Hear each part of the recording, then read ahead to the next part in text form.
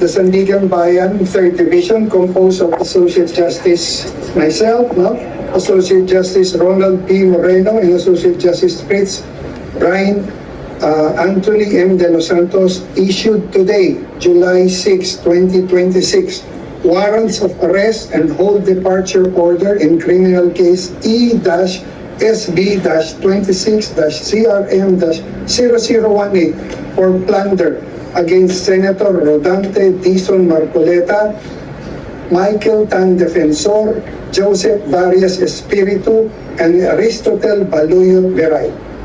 The issuance of the warrant of arrest signifies only that after evaluating the records, the court found probable cause to believe that the accused committed the offense charged.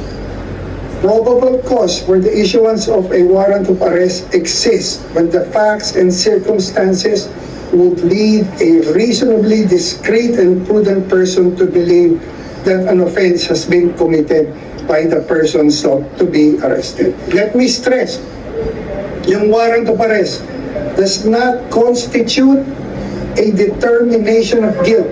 Hindi pa guilty yan.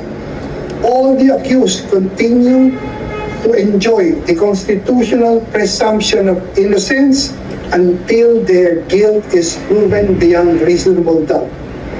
Again, the court's proceedings are governed solely by the Constitution, the applicable laws, and the evidence properly presented before it. The court would want to remind the counsel who have appeared for the accused, and even Senator Rodante Marcoleta, who himself is a lawyer, that as officers of the court, they are duty-bound, together with the prosecutors, to uphold the integrity and administration of justice, to ensure compliance with lawful orders of the court, to conduct themselves and all persons acting under their direction with fairness, order, dignity, and full respect for the rule of law and the courts.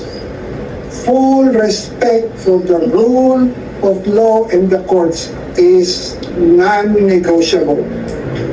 The court enjoins all parties to cooperate to ensure that the proceedings are conducted speedily, fairly, orderly, and with full respect for the rule of law. So thank you very much for your time.